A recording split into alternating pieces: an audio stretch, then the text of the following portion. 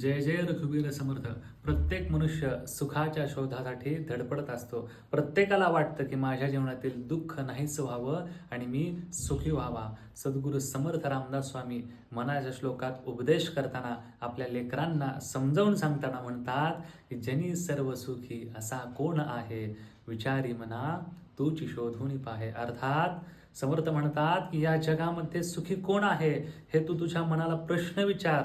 ज्यावेळेस तू तुझ्या मनाला प्रश्न विचारशील त्यावेळेस तुझं मन सांगेल, कोई तन दुखी कोई मन दुखी, कोई धन बिन रहत उदास, थोडे थोडे सब दुखी सुखी राम के दास. केवळ आणि केवळ जो रामाची भक्ती करतो, भगवंताचं स्मरण करतो, तोच या जगामध्ये सुखी आणि समाधानी राहू शकतो.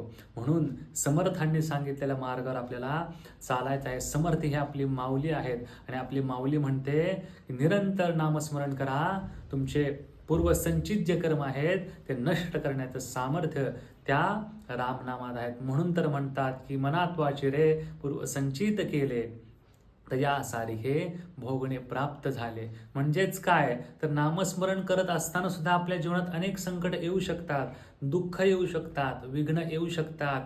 हे काय येतात तर आपलं पूर्वजन्मीचं, आपलं पूर्वसंचित कर्म जे असतं तेच आपल्याला सुख आणि दुःख देत असतं. म्हणून नाम सोडायचं नाही. निरंतर ज्यावेळेस आपण नामस्मरण करू, समर्थांनी सांगितलेल्या मार्गावर चालू, दासबोधाचं वाचन करू, तर एक ना एक दिवस नक्कीच समर्थांची आपल्यावरती कृपा होईल आणि आपलं प्रारब्ध बदलण्याचं ताकद आपल्या समर्थांमध्ये आहे आणि ते बदलतील आणि आपल्याला सुख, शांती आणि समाधान मिळेल. जय जय रघुवीर समर्थ.